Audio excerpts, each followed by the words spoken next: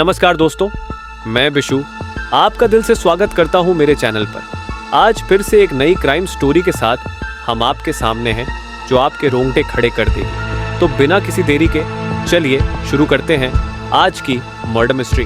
दिल्ली का खौफनाक हत्याकांड एक रहस्यमयी मर्डर मिस्ट्री दिल्ली 2019 की सर्दी का समय था। राजधानी के एक शांत इलाके साउथ एक्सटेंशन में एक अजीबोगरीब घटना घटी। एक प्रतिष्ठित व्यापारी विकास शर्मा, जिसकी उम्र 40 साल थी, अपने घर में मृत पाए गए। उनकी मौत की खबर ने दिल्ली को झकझोर कर रख दिया था। व्यापारी की हत्या का मामला इतना पेचीदा था कि पुलिस भी हलकान हो गई थी। घटना का पर्दाफाश विकास शर्मा का घर एक आलीशान अपार्टमेंट था जो साउथ एक्सटेंशन के पॉश इलाके में स्थित था। एक शाम जब विकास का पत्नी रेखा शर्मा घर लौटी तो उसने अपने पति को बेड पर लहूलुहान हालत में पाया। रेखा के होश उड़ गए। विकास की हत्या किसी जान पहचान वाले व्यक्ति ने की थी क्योंकि घर की सभी खिड़कियां और दरवाजे अंदर से बंद थे।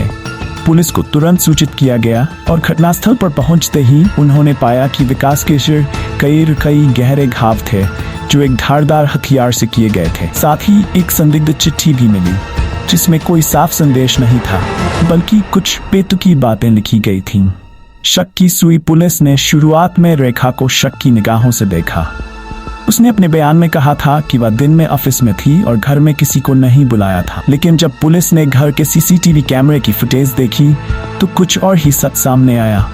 रेखा को विकास की हत्या से कुछ दिन पहले इलाके में देखे गए एक युवक के साथ कई बार संवाद करते हुए देखा गया था। ये युवक रेखा के पुराने दोस्त मनीष का भाई था जो कुछ समय पहले विदेश से लौटा था। रेखा ने मनीष और उसके भाई को मिलने से इनकार किया, लेकिन पुलिस ने मनीष से पूछताछ की तो उसने धीरे धीरे सब कुछ उगल दिया। मनीष और रेखा के बीच एक गहरा संबंध था जो विकास को खटकता था। मनीष और रेखा का अफेयर था और विकास को यह शक हो गया था। रहस्य का खुलासा मनीष ने बताया कि विकास का रेखा से उत्पीड़न बढ़ गया था। विकास को उनकी बेवफाई के बारे में पता चल गया था और उसने रेखा को धमकाना शुरू कर दिया था। मनीष ने बताया कि रेखा ने ही उसे एक दिन फोन किया था और कहा था कि उसे विकास से छुटकारा पाना है। मनीष ने तब अपने भाई को बुलाया और उन्होंने मिलकर विकास को मारने की योजना बनाई। उनका मकसद सिर्फ विकास को डराना था, लेकिन योजना गलत हो गई। मनीष के भाई ने गुस्से में आकर विकास की हत्या कर दी।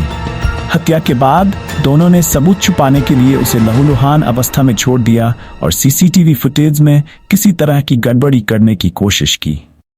निष्कर्ष पुलिस ने मनीष और उसके भाई को गिरफ्तार कर लिया। रेखा को भी गिरफ्तार किया गया, लेकिन अदालत में उसने कहा कि उसने हत्या में किसी भी तरह का हाथ नहीं था। हालांकि उसे अपनी गवाही से दोषी ठहराया गया। इस हत्याकांड ने दिल्ली के उस इलाके में सिहरन पैदा कर दी थी जहां लोग एक दूसरे से अनजान रहते थे।